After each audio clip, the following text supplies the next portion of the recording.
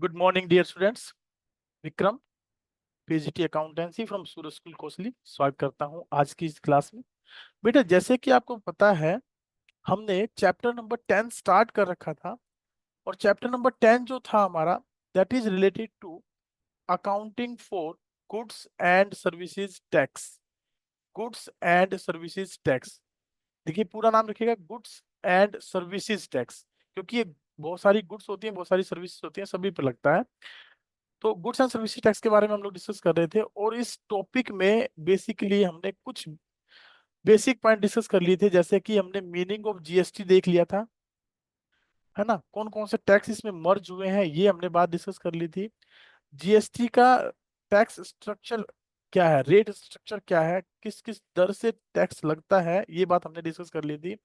और कहीं हमने इसके ऑब्जेक्टिव्स के बारे में भी बातें कर ली थी। आज थोड़ा सा रिवीजन करते हुए हम इस क्लास को आगे कंटिन्यू करेंगे, और दोबारा से देखेंगे कि क्या क्या चीजें हमने इसमें डिस्कस कर ली थी। तो मीनिंग में जो सबसे पहले इंपॉर्टेंट बात थी, वो आप लोगों को ये ध्यान रखना है कि ये एक प्रिंसिपल पर बेस्ड है, जिसका नाम है वन नेशन वन टैक्स। ये कब आया पार्लियामेंट में, कब पास हुआ एक्ट? 24 मार्च 2017 को। और इफेक्ट में कब आया? 1 जुलाई 2017 को। और इस टैक्स का मेन पर्पस क्या था? जितने भी इनडायरेक्ट टैक्सेस हैं उनको रिमूव करके एक सिंगल टैक्स में कन्वर्ट करना। तो नेशन वाइड जो टैक्स सीकिंग है वो यूनिफाई करना, एक जैसा लेके आना जितने भी सेवरल इनडायरेक्ट टैक्सेस हैं उनको। और इसका मेन पर्पस था one nation one tax, right. और हमने बात की थी कि ये कंजम्पशन डेस्टिनेशन बेस्ड टैक्स है, सप्लाई बेस्ड टैक्स है। इसमें गुड्स एंड सर्विसेज की जो सप्लाई होती है उस पर हम इसको चार्ज करते हैं। और उसके बाद धीरे धीरे हमने इसमें डिस्कशन किया था कि सेंट्रल लेवल पर जो टैक्सेस थे, जिनमें excise duty, service tax, central sales tax, इनको हमने जो है मर्ज कर दिया था जीएसटी के अंदर। और साथ ही साथ हमने बात की थी कुछ स्टेट लेवल टैक्सेस के बारे में, जो कि हमने इसमें मर्ज कर लिए थे, जिनमें हम बात करें लग्जरी टैक्स के बारे में, ऑक्ट्रॉय एंड एंट्री टैक्स के बारे में, परचेज टैक्स के बारे में, इंटरटेनमेंट टैक्स के बारे में, वैट वैल्यू एडिड टैक्स के बारे में, टैक्स ऑन लॉटरीज के बारे में। ये कुछ स्टेट लेवल टैक्सेस थे जो हमने जीएसटी में मर्ज कर दिए। और मैंने आपको बताया था कि हमारा जो है इस पर बेस 1 मार्कर क्वेश्चन हमसे कई बार पूछ लेता है, या वो लिख देता है कि भाई give any 2 examples of state level taxes which had been merged into GST, और central level taxes which had been merged into GST. तो वो आपको पता होने चाहिए, उसके बारे में आपको जानकारी होनी चाहिए। उसके बाद हमने इसमें डिस्कस किया था जीएसटी रेट स्ट्रक्चर के बारे में। और जब हमने बात की थी तो हमने बात की थी कि 5 प्रकार के रेट्स हमारे पास है, जिसमें पहला हम बात करते हैं 0%, दूसरा 5%, तीसरा 12%, चौथा 18%, और मैक्सिमम 28% हम जीएसटी चार्ज करते हैं। 5 स्लैब्स में इसको बांटा गया है, तो ये 5 स्लैब्स आपको पता होनी चाहिए। उसके बाद हमने बात की थी कि जीएसटी जो है, अगर परचेज जीएसटी अगर पेड की जाती है तो वो परचेजर के लिए एक्सपेंस नहीं होता। वो परचेजर के लिए क्या नहीं होता? एक्सपेंस नहीं होता, कॉस्ट नहीं होती। उसको हम क्या मानते हैं? एसेट मानते हैं। It is not the cost for the purchaser but it is to be treated as asset. और जब भी जीएसटी पेड किया जाता है तो उसको हम लिखते हैं इनपुट जीएसटी के नाम से। और जब भी जीएसटी कलेक्ट किया जाता है तो उसको लिखते हैं हम लोग आउटपुट जीएसटी के नाम से। और मैंने आपको बताया था कि जो इनपुट जीएसटी है और जो आउटपुट जीएसटी है, जीएसटी और जो आउटपुट जीएसटी है, इनका बेसिकली जो डिफरेंस आता है, अगर वो इनपुट जीएसटी आया, अगर वो इनपुट जीएसटी आया, तो उस टर्म को हम बोल देते हैं टैक्स क्रेडिट। क्या बोल देते हैं? टैक्स क्रेडिट बोल देते हैं। और टैक्स क्रेडिट का बेनिफिट हमें फ्यूचर में जो टैक्स कलेक्ट करते हैं उसमें से हम कर सकते हैं। यानी जो टैक्स हमने एडवांस में पेड कर दिया और जो टैक्स हम कलेक्ट करेंगे तो उनका डिफरेंस करेंगे। अगर कलेक्शन ज्यादा है तो बचा हुआ जो डिफरेंस है वो गवर्नमेंट को पेड कर दिया जाएगा। और कलेक्शन यदि कम है और टैक्स जो पेड है वो ज्यादा है, तो उसको टैक्स क्रेडिट करके हम रिजर्व रख लेंगे। और फ्यूचर में जब भी गुड्स बेची जाएंगी या सर्विसेज बेची जाएंगी तो उस पर जो टैक्स आप कलेक्ट करोगे तो उसकी पेमेंट उसमें उस कलेक्शन में से उस टैक्स पेड को हम माइनस करके जो बचा हुआ टैक्स होगा वो गवर्नमेंट को पेड कर देंगे। इसको हमने इनडायरेक्ट टैक्स के नाम से जाना। मैंने आपको बताया था कि ये एक इनडायरेक्ट टैक्स है। क्यों है ये इनडायरेक्ट टैक्स? ये भी बात हुई थी हमारी कि हमारे यहाँ बेसिकली दो प्रकार का टैक्स स्ट्रक्चर है। एक जिसमें हम बात करते हैं डायरेक्ट टैक्स के बारे में, और एक बात करते हैं इनडायरेक्ट टैक्स के बारे में। और मैंने आपको ये बताया था कि इनडायरेक्ट टैक्स क्यों है। जैसे कि कोई भी प्रोडक्ट आप परचेज करते हो, तो उस गुड्स को खरीदने पर जो टैक्सेस उसमें ऐड होते हैं, बेसिकली जीएसटी, जो जीएसटी उस पर लगता है, तो वो कलेक्ट तो आपसे कौन करता है? वो सेलर जिसने आपको गुड्स सेल की है। और गवर्नमेंट को पेड कौन करता है? वो व्यक्ति जिसने आपसे वो टैक्स कलेक्ट किया है। इट मींस डायरेक्टली कंज्यूमर जो है ये टैक्स गवर्नमेंट को पेड नहीं करता, ये जो कलेक्ट करता है वो गवर्नमेंट को पेड करता है, इसलिए ये इनडायरेक्ट टैक्स है। जबकि डायरेक्ट टैक्स में मैंने आपसे बात की थी, दो प्रकार के टैक्स होते हैं हमारे पास। एक तो होता है इनकम टैक्स। इनकम टैक्स जो है डायरेक्टली इंडिविजुअल पर्सन गवर्नमेंट को पेड करता है। एक होता है प्रॉपर्टी टैक्स, जिसको हम वेल्थ टैक्स बोल देते हैं, और ये भी गवर्नमेंट को डायरेक्टली इंडिविजुअल के द्वारा पेड किया जाता है, इसलिए ये डायरेक्ट टैक्स कहलाता है। तो डायरेक्ट टैक्स और इनडायरेक्ट टैक्स की कहानी आप लोगों को समझ में आ गई है। कुछ उसके बाद हमने कुछ इंपॉर्टेंट नोट डिस्कस किए थे। उन इंपॉर्टेंट नोट में अगर बात करें तो मैंने आपको बताया था कि जो जीएसटी पेड होता है, जो जीएसटी पेड होता है, वो कॉस्ट नहीं होती है परचेजर के लिए, बल्कि एक एसेट मानी जाती है। और जो जीएसटी कलेक्टेड होता है उसको हम इनकम नहीं मानते, बल्कि एक लायबिलिटी के तौर पे ट्रीट करते हैं। ठीक है। और जीएसटी इनपुट को जीएसटी आउटपुट से क्या करते हैं? सेट ऑफ करते हैं। और अगर डिफरेंस जीएसटी कलेक्टेड का ज्यादा है तो वो गवर्नमेंट को पेड कर दिया जाएगा। अगर जीएसटी पेड का डिफरेंस ज्यादा आ रहा है तो उसको हम एज एन एसेट मान के अपने पास सेव कर लेते हैं, बैलेंस शीट में एसेट साइड शो करके चलते हैं। उसके बाद मैंने आपसे बात की थी कि कुछ ऐसे भी आइटम हैं जिनमें हम जीएसटी को सेट ऑफ नहीं कर सकते अगेंस्ट द जीएसटी कलेक्टेड। उनमें जैसे फूड है, बिवरेजेस एक्सपेंसेस है, रेस्टोरेंट बिल्स हैं। अब वहां पर आप कोई चीज कंज्यूम ही कर लेते हो तो फर्दर उसको सेल ऑन तो करते नहीं हो, तो जो जीएसटी उस पर पेड की जाएगी वो आपको उसका सेट ऑफ करने के लिए कोई भी कलेक्शन में से राइट नहीं मिलता है। जैसे हेल्थ इंश्योरेंस प्रीमियम पेड कर दिया, या मेंबरशिप फीस पेड कर दिया आपने किसी क्लब की, या इसी प्रकार से कोई व्हीकल आपने परचेज किया, उसका कोई रजिस्ट्रेशन एक्सपेंस जीएसटी वगैरह उस पर कोई लगा, या गिफ्ट टू स्टाफ आपने दिया, तो उसका कलेक्शन आप नहीं करते। उसको सेट ऑफ करने के लिए आपको जीएसटी कलेक्टेड का कोई बेनिफिट नहीं मिलता है। उसके बाद मैंने कुछ ऐसे आइटम्स के बारे में बात की थी जिसमें कि जीएसटी आपका रिवर्स हो जाता है, क्रेडिट हो जाता है। नॉर्मली जीएसटी जब हम पेड करते हैं, इनपुट जीएसटी पेड करते हैं, तो जर्नल एंट्री में वो हमारा क्या होके चलता है? डेबिट होके चलता है। और मैंने आपको एंट्री लिख के बताई थी कि गुड्स जब आप परचेज करते हो तो परचेजेस अकाउंट डेबिट हम लिखते हैं, और साथ साथ इनपुट इनपुट जीएसटी। अब इनपुट जीएसटी में कौन कौन सा जीएसटी क्रेडिट होता है, डेबिट होता है, वो बाद में बात करेंगे, टाइप्स ऑफ जीएसटी में देखेंगे। वैसे बेसिकली चार प्रकार का जीएसटी हमारे पास है। उन चार प्रकार के जीएसटी में से जब ट्रांजैक्शन इंट्रा स्टेट हो तो हम क्या डेबिट करेंगे, और इंटर स्टेट हो तो हम क्या डेबिट करेंगे, इसके बारे में फर्दर ऑन हम डिस्कस करते हुए चलेंगे। तो ये जो इनपुट जीएसटी मैंने यहाँ डेबिट किया है, इसको हम रिवर्स कर देते हैं, क्रेडिट कर देते हैं कुछ ट्रांजैक्शंस में। जैसे परचेज रिटर्न में, goods taken by proprietor, goods lost और स्टोलन, डिस्ट्रॉयड और become not saleable, distributed as free samples, given away as charity और गिफ्ट। इनके अंदर जब इनकी जो जर्नल एंट्री पास करेंगे तो उनमें जो इनपुट जीएसटी हमने डेबिट किया है वो क्रेडिट हो जाएगा हमारा। क्यों? क्योंकि ये रिवर्स हो जाता है। ये कुछ आइटम्स, कुछ ट्रांजेक्शन ऐसी हमने डिस्कस की थी। उसके बाद हमने डिस्कस किया था बेटा कि कुछ ऐसे भी आइटम्स हैं, कुछ ऐसी भी गुड्स और सर्विसेज हैं जो कि फुली एग्जेम्प्टेड है, किससे? जीएसटी से, जिनके ऊपर जीएसटी एप्लीकेबल ही नहीं होता। जैसे हम वेजेस की पेमेंट करें, सैलरी की पेमेंट करें, या किसी प्रकार की सर्विसेज टू गवर्नमेंट और एम्बेसीज ऑफ अदर्स कंट्रीज, या इलेक्ट्रिसिटी या वाटर बिल्स वगैरह पेड करते हैं, या कोई एजुकेशन सर्विस प्रोवाइड करते हैं, हेल्थ सर्विस देते हैं, ट्रैवलिंग एक्सपेंसेस देते हैं, इंटरेस्ट वगैरह पेड करते हैं, तो इन पे जीएसटी नहीं लगता है। फिर उसके बाद मैंने आपसे डिस्कस किया था कुछ characteristics GST goods and services की, करेक्टरिस्टिक्स के बारे में बात की थी, जिनमें पहली करेक्टरिस्टिक्स मैंने आपको बताई थी कि ये कॉम्प्रिहेंसिव इनडायरेक्ट टैक्स है। आप याद रखेंगे ये एक कॉम्प्रिहेंसिव इनडायरेक्ट टैक्स है। इसको कॉम्प्रिहेंसिव क्यों बोला गया है? क्योंकि इसमें बहुत सारे टैक्सेस को हमने क्या किया है? इंक्लूड किया है। बहुत सारे टैक्सेस को क्या किया है हमने? इसमें इंक्लूड किया है, इसलिए इसको कॉम्प्रिहेंसिव इनडायरेक्ट टैक्स के नाम पे जाना है। दूसरा, यूनिफॉर्म जीएसटी रेट्स हैं। यूनिफॉर्म जीएसटी रेट का मतलब है ऑल ओवर इंडिया आप कहीं चले जाएं, किसी यूनियन टेरिटरी में चले जाएं, वहां पर जीएसटी की रेट सब जगह क्या रहेगी, सेम रहेगी। जीएसटी रेट्स में कोई बदलाव नहीं आया है। नेक्स्ट थर्ड हमने पढ़ा था सप्लाई बेस्ड टैक्स है। कैसा टैक्स है? टैक्स है ये सप्लाई बेस्ड टैक्स है। फिर दूसरा हमने बात की थी कि डेस्टिनेशन बेस्ड टैक्स है, यानी जिसके पास गुड्स एंड सर्विसेज जाती हैं वहां पर उस एंड कंज्यूमर से हम ये टैक्स क्या करते हैं, चार्ज करते हैं। ठीक है, उस एंड कंज्यूमर से टैक्स चार्ज किया जाता है। GST paid is not a cost, हमने बात की थी कि ये कोई कॉस्ट नहीं है, ये एक एसेट मानी जाती है। ऐसे ही जीएसटी कलेक्टेड को हमने बताया था कि ये इनकम नहीं है, इसको हमने क्या माना है, एक लायबिलिटी ट्रीट किया है।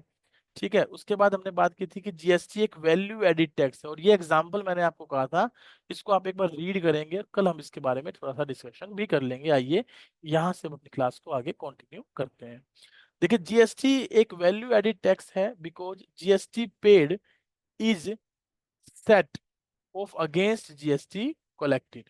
फॉर एग्जाम्पल, ए ने 1 लाख रुपए की गुड्स खरीदी और वही गुड्स सेम टू बी को हमने सेल कर दी 1.5 लाख रुपए में, और जीएसटी रेट मान लीजिए स्टैंडर्ड रेट है हमारा 12% का। तो इस कंडीशन में जीएसटी कैसे लगेगा? तो जीएसटी जो ए पेड करेगा on the purchase of goods, वो कितना पेड करेगा, 12% on 1 lakh, that is rupees 12,000। 1 minute hold करिएगा।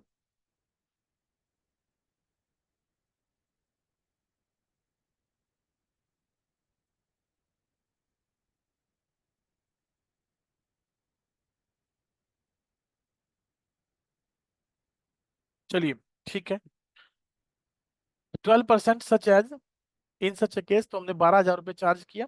उसके बाद जो ए ने बी से जीएसटी कलेक्ट किया वो भी किस रेट से करेंगे, 12% से, लेकिन किस पर, वैल्यू एडिड पर। वैल्यू एडिड का मतलब है 1 लाख प्लस 50,000, 1,50,000 पर, दैट इज 18,000। अब देखें तो नेट डिफरेंस जो गवर्नमेंट को पेबल है वो क्या है, 12,000 तो ऑलरेडी पेड हो चुके हैं, 12,000 तो ऑलरेडी पेड हो चुके हैं। अब जो 50,000 हमने वैल्यू ऐड की है उसके ऊपर 12% की रेट से 6,000 रुपये और पेड करने बाकी हैं। तो ये अमाउंट कौन पेड करेगा, ये अमाउंट पेड करेगा ए टू गवर्नमेंट, है ना। 12,000 paid at the time of purchase is set off against 18,000 collected at the time of sale and balance rupees 6,000 is payable to the government. और ये किसके द्वारा पेड किए जाएंगे, ए के द्वारा पेड किए जाएंगे गवर्नमेंट को।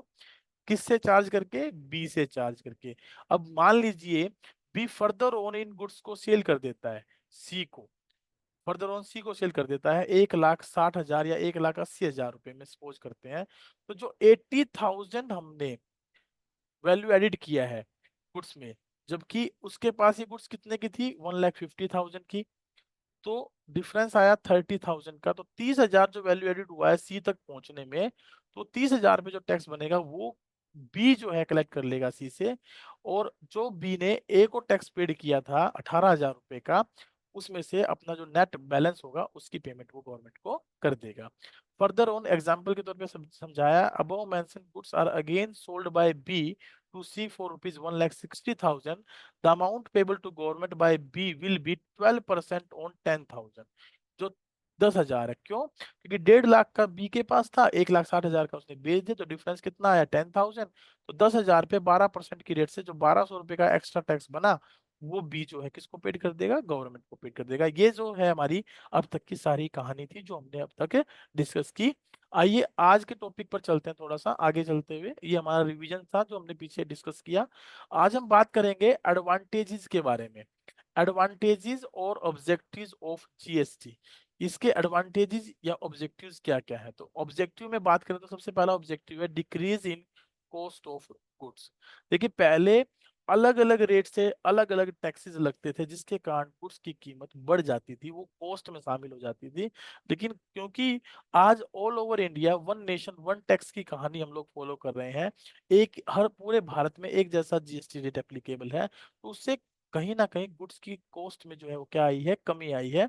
The cost of goods will decrease since tax on tax is eliminated in GST regime, and in the pre-GST regime there were many indirect taxes, many indirect taxes levied by both central and state. So for example, central charge excise duty on goods manufactured, state charge VAT on the same goods. तो ये दो दो tax उस पे लगते थे, जिसके कारण कॉस्ट उसकी क्या हो जाती थी, बढ़ जाती थी। अब ऐसा नहीं है, और जीएसटी ने कास्केडिंग इफेक्ट को क्या कर दिया है, अवॉइड कर दिया है। और जितने भी वैल्यू आप ऐड करते हो एट ईच स्टेज, उस पर जो है ये टैक्स गवर्नमेंट को पेड किया जाता है। तो इसलिए उसकी लागत क्या हो गई है, कम हो गई है। अब उसकी कॉस्ट में कोई बढ़ोतरी नहीं है, कहीं ना कहीं कीमत कम हुई है। नेक्स्ट देखें, ईज ऑफ डूइंग बिजनेस। अब हमें ये नहीं सोचना पड़ता कि भाई कौन सा टैक्स अप्लाई होगा, excise duty, sales tax, service tax, क्या अप्लाई एप्लीकेबल करें। हर जगह टैक्स रेट केवल सेम है, और वो भी किसके नाम से, जीएसटी के नाम से। वन इनडायरेक्ट टैक्स हम एप्लीकेबल करते हैं, तो बिजनेस करना भी क्या हो गया है, इजी हो गया है। डेवलपिंग कॉमन नेशनल मार्केट, हर जगह एक जैसा टैक्स होने की वजह से कॉमन नेशनल मार्केट को भी क्या मिला है, बढ़ावा मिला है। GST is divide at the same rate on similar goods and services across all state and union territories. For example, electricity goods across India are divide at the rate of 18%। It has developed common national market, जिसकी वजह से common national market क्या हुई है, developed हुई है। उसके बाद अगर हम बात करें helpful to tax authorities, tax authorities को भी अब टैक्स की कैलकुलेशन में ज्यादा समस्या नहीं है। टैक्स एडमिनिस्ट्रेटेड और कंट्रोल्ड बाय टैक्स अथॉरिटीज जो है वो इजिली, जो मैनी इनडायरेक्ट टैक्सेस के जाल में फंसे हुए थे उनसे निकलकर एक सिंपल सिंपल जो टैक्सेशन सिस्टम है वो फॉलो करने लगे, जिसकी वजह से उनका बेटर और इफेक्टिव कंट्रोल सिस्टम एस्टेब्लिश हो पाया। नेक्स्ट, टैक्स की चोरी भी हम इसकी वजह से रोक पाए, टैक्स एविजन भी अब कम होने लगा। GST is administrated through the computer system, so economic return filing and assessment has reduced the tax Avision and compliance cost. अब मैनुअल जो एक्सपेंसेस होते थे वो भी, उनमें भी क्या हुई, कमी आई, और टैक्स की चोरी भी क्या हुई, कम हुई, क्योंकि ई फाइलिंग के थ्रू हम जो है ना जीएसटी फाइल रिटर्न करते हैं, जिससे कोई भी चीज छुपी हुई नहीं होती। आपके जो टैक्स जीएसटी नंबर है उससे सारी डिटेल्स जो है, कितनी सेल, कितनी परचेज हुई, वो गवर्नमेंट के सामने एक्सप्लेन हो जाती है। अगर पक्के बिल है तो ध्यान रखिएगा। लूप होल्स में तो आप एक्सेप्शन में तो कुछ भी कर सकते हैं, कच्चे में अगर कुछ माल बेचते हैं, खरीदते हैं, उस पर जीएसटी पेड नहीं करते हैं, तो उसकी कैलकुलेशन यहाँ नहीं हो पाती है। तो टैक्स चोरी कम जरूर हुई है, लेकिन पूरी तरह रुकी नहीं है, ठीक है। गुड बिकमिंग चीपर, जैसे कि हमने बात करी भाई कॉस्ट घटी है तो गुड्स सस्ती भी हुई है, सीधी सी बात है। आगे चले, अट्रैक्टिंग फॉरेन इन्वेस्टमेंट। और जो फॉरेन इन्वेस्टमेंट है, फॉरेन इन्वेस्टमेंट मतलब बाहर से जो पैसा हमारे यहाँ इन्वेस्ट होता था, वो भी काफी बड़ा, एफडीआई भी जो है हमारे यहाँ पर काफी इंक्रीज हुआ है सिंगल टैक्सेशन सिस्टम की वजह से। फिर उसके बाद हम बात करते हैं, tax system becomes more transparent, regular and predictable. और जो जीएसटी सिस्टम है वो काफी प्रेडिक्टेबल भी हुआ है, रेगुलर भी हुआ है, और जो है हम उसको रेगुलर भी कर पाए हैं, मतलब वो ट्रांसपेरेंट भी हो पाया है। उसके बाद आज का जो टॉपिक हम और देखें तो हम इसमें बात करते हैं types of taxes under the GST.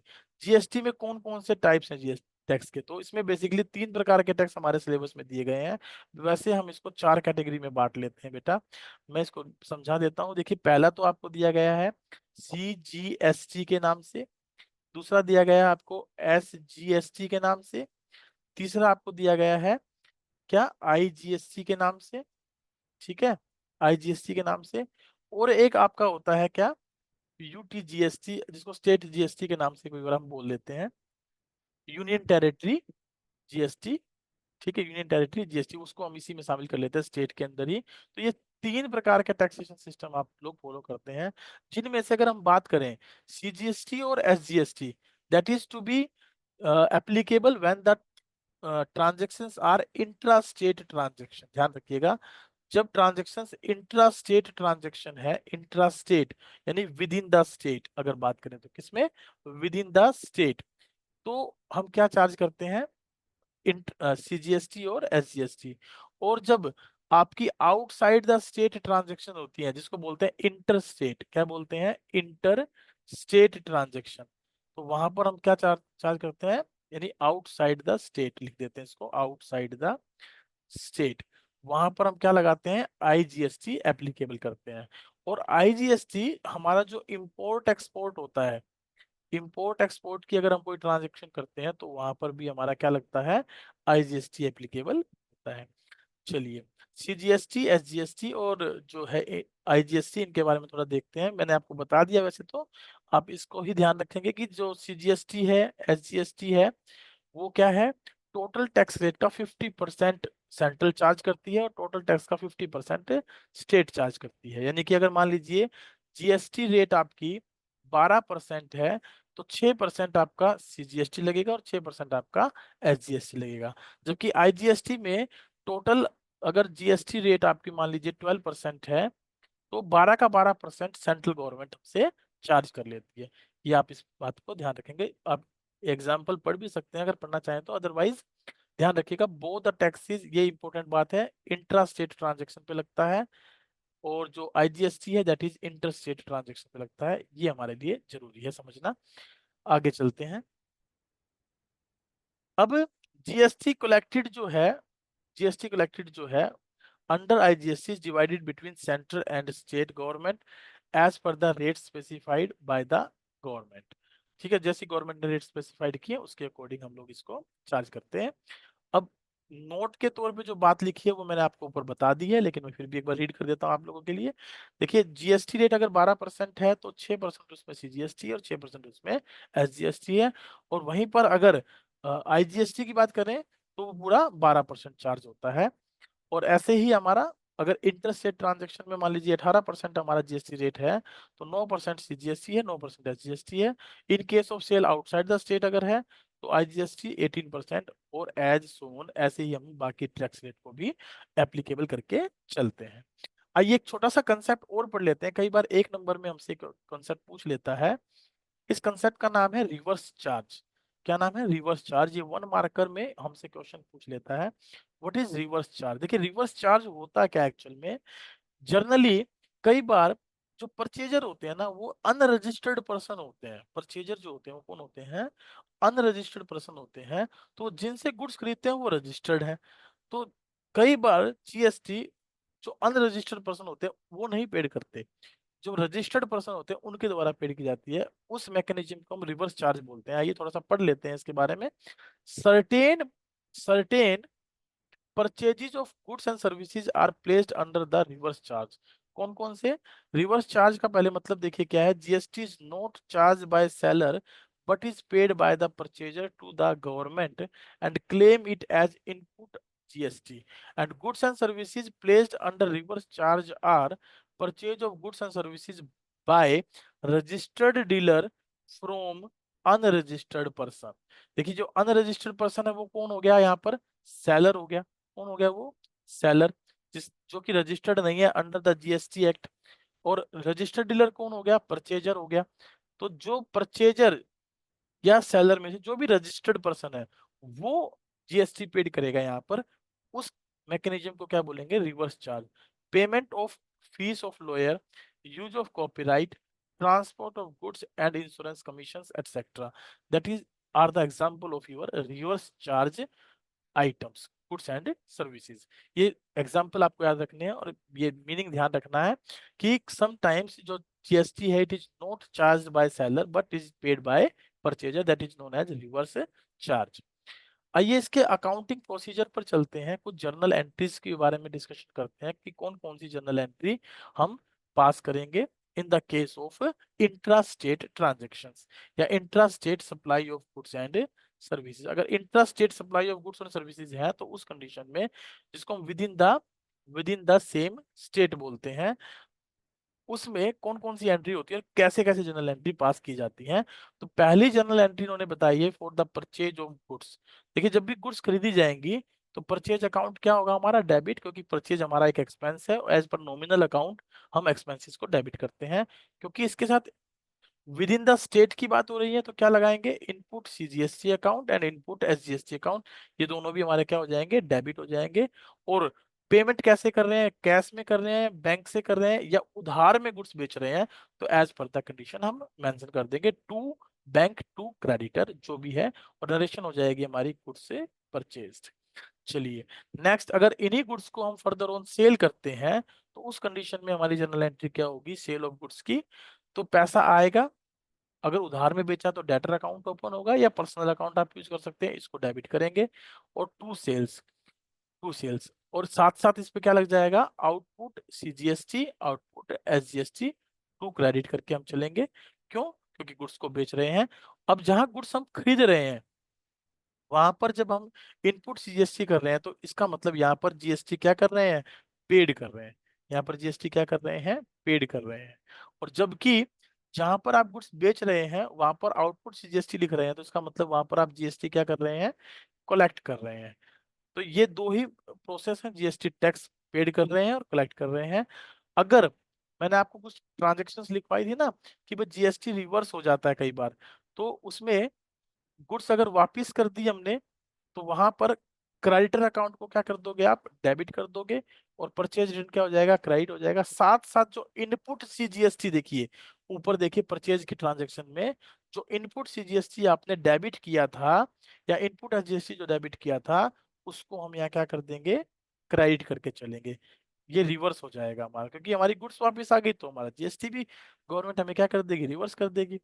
ठीक है, in case of purchase return input CGST and input SGST are credited because the time of purchase input CGST and input SGST account were be debited। ये debit हुए थे इसलिए इनको यहाँ पर हम क्या कर रहे हैं, क्रेडिट। ऐसे ही सेल्स रिटर्न में देखिए, गुड्स अगर वापस हम भेज रहे हैं, बेचा गुड्स हमारे पास वापस आ रहा है मतलब, तो उस कंडीशन में सेल्स रिटर्न क्या हो जाएगा, हमारा डेबिट हो जाएगा। और जो आउटपुट सीजीएसटी हमने वहाँ क्रेडिट किया था उसको भी हम यहाँ क्या कर देंगे, डेबिट कर देंगे, और टू डेटर्स के नाम से यहाँ पर शो करके चलेंगे। ठीक है, और इसका भी सेम रीजन रहेगा, क्योंकि सेल्स करते वक्त हमने आउटपुट सीजीएसटी और आउटपुट एसजीएसटी को क्या किया था, क्रेडिट किया था, तो इसीलिए सेल्स रिटर्न के वक्त हम इनको क्या कर रहे हैं, डेबिट कर रहे हैं। क्लियर हो गई है यहाँ तक बात। अब आइए परचेज ऑफ फिक्स्ड एसेट्स। अगर कोई एसेट्स आप खरीदते हैं, फिक्स्ड एसेट कोई परचेज करते हैं, तो उस कंडीशन में जो फिक्स्ड एसेट्स हैं वो डेबिट हो जाएंगी। इनपुट, क्योंकि जीएसटी हम क्या करेंगे, पेड करेंगे, तो वो डेबिट हो जाएगा और बैंक से पेमेंट हो जाएगी। ऐसे ही मान लीजिए कोई खर्चे करते हैं, एक्सेप्टिंग उन खर्चों को छोड़कर बेटा जो मैंने आपको लिस्ट में पढ़वाए थे कि उन पर जीएसटी नहीं लगता, जैसे वेजेस एंड सैलरी, उनको छोड़कर बाकी कोई खर्चा अगर आप पेड करते हैं तो उस पर इनपुट सीजीएसटी और इनपुट एसजीएसटी करके हम पेमेंट कर देंगे। हम यहाँ पर इनपुट सीजीएसटी और एसजीएसटी क्यों यूज कर रहे हैं, क्योंकि क्योंकि हम यहाँ पर टैक्स पेड कर रहे हैं, इसलिए इनपुट सीजीएसटी और एसजीएसटी लग रहा है। दूसरा, सीजीएसटी एसजीएसटी लगने का कारण क्या है, इंट्रा स्टेट ट्रांजेक्शन है। कैसी ट्रांजेक्शन है, इंट्रा स्टेट। अदरवाइज हम यहाँ क्या यूज करते हैं, आईजीएसटी। ठीक है, सीजीएसटी प्लस एसजीएसटी को मिलाकर आईजीएसटी यूज होता है। चलिए कुछ इनकम पर देखिए, अगर हम कोई इनकम रिसीव करते हैं तो बैंक अकाउंट क्या हो जाएगा, डेबिट हो जाएगा, और वो इनकम क्या हो जाएगी, क्रेडिट। और इनकम जब क्रेडिट हो जाएगी तो उस पर हमें क्या करना पड़ेगा, कुछ टैक्स भी पेड करना पड़ता है, जीएसटी भी पेड करना पड़ता है। तो जीएसटी, सॉरी, उस पर हम क्या करते हैं, जीएसटी कलेक्ट करते हैं। पेड कौन करता है, जो इनकम रिसीव कर रहा है। और जो इनकम देने वाला है, जो इनकम पेड कर रहा है, एक प्रकार से मान लीजिए कंपनी है, वो किसी पर्सन को कमीशन दे रही है, तो कमीशन रिसीट कौन कर रहा है, वो पर्सन कर रहा है ना, ए और बी। मान लेते हैं ए ने बी को कमीशन दिया, तो बी क्या कर रहा है, कमीशन रिसीट, इसके लिए तो क्या हो गई, इनकम। तो ये इस इनकम पे क्या करेगा, जीएसटी पेड करेगा, और ये क्या करेगा, इसके ऊपर जीएसटी कलेक्ट करेगा। तो इसलिए आउटपुट सीजीएसटी और आउटपुट जीएसटी हमने यहाँ क्रेडिट किया है। आगे कुछ और भी ट्रांजेक्शन है, जैसे for goods withdrawn bye proprietor. अब मैंने आपको बताया था अगर प्रोप्राइटर गुड्स विड्रॉन करता है तो उस पे हमारा परचेज क्या हो जाती है, घट जाती है, और परचेज कम हो जाती है, तो ड्रॉइंग डेबिट करते हैं हम। तो उस कंडीशन में जो इनपुट हमने वहां पर डेबिट किया था परचेज के वक्त, उसको क्या करके चलेंगे, यहाँ पर क्रेडिट करके चलेंगे, क्योंकि गुड्स विड्रॉन बहुत पर्सनल यूज हुई है। ऐसे ही free samples, loss of goods, free fire वगैरह, इन पे अगर गुड्स हमारी परचेज कम होती है तो उसमें भी हमारा क्या होगा, इनपुट क्या हो जाएगा, क्रेडिट हो जाएगा, है ना, क्योंकि हमने परचेज किया था, इसको क्या किया था, डेबिट किया था, रीजन बिंग द सेम। ये हमने नोट में भी पढ़ा था, याद होगा आपको। अब ये जो पार्ट है that is the important part, ये वाला पार्ट, 10th 11th और 12th ट्रांजेक्शन। देखिए यहाँ पर हमने क्या लिखा है, output CGST account debit to input CGST account. ऐसा क्यों हुआ है, मैं एक छोटा सा एग्जांपल लेके आपको समझा देता हूँ। यहाँ लिख लीजिए आप इनपुट, ठीक है, यहाँ लिख लीजिए आप इनपुट, यहाँ लिख लीजिए आप आउट, यहाँ लिख देता हूं मैं सीजीएसटी, यहाँ लिख देता हूं मैं एसजीएसटी। मान लीजिए इनपुट सीजीएसटी है 12,000, 12,000, और आउटपुट सीजीएसटी हमारा 16,000, 16,000। तो डिफरेंस क्या आया बेटा, डिफरेंस आया हमारे पास 4,000 output, 4,000 output CGST and SGST. ये इनका अंतर आया, इनमें से हमने डिफरेंस किया आउटपुट में से इनपुट को माइनस कर लिया, तो इस 4000 बचा, ये 4000 बचा। तो इसका मतलब 12000 मैंने क्या कर लिया, कंपनसेट कर लिया इसमें से। इनपुट क्या था मेरा, पेड, और आउटपुट क्या था मेरा, कलेक्टेड। तो जो टैक्स मैंने कलेक्ट किया था उसमें से जो पेमेंट मैं पहले कर चुका हूं मैं वो काट लूंगा। तो बचे कितने, 4000, जो मुझे किसको पेड करने हैं, गवर्नमेंट को पेड करने हैं। किसको पेड करने हैं, गवर्नमेंट को पेड करने हैं। तो इसीलिए पहले मैंने क्या कर दिया, आउटपुट सीजीएसटी 12000 और इनपुट सीजीएसटी 12000, इनके कैंसिलेशन की एक एंट्री कर दी। और ऐसे ही आउटपुट एसजीएसटी और इनपुट एसजीएसटी 12,000 इसके कैंसिलेशन की एंट्री कर दी। अब जो रिमेनिंग बचा 4,000, क्या बचा, वो output CGST and output SGST, वो मैं टू बैंक से किसको पेड कर दूंगा, गवर्नमेंट को पेड कर दूंगा। अब चाहे तो ये सारी एंट्री कंबाइंड भी कर सकते हैं, लेकिन कंबाइंड करने के बजाय अलग अलग करें ताकि आपको क्लियरेंस से बनी रहे। ठीक है, देखिए नोट दिया है, entry number 10th 11th and 12th में भी कंबाइंड, तो इसको कंबाइंड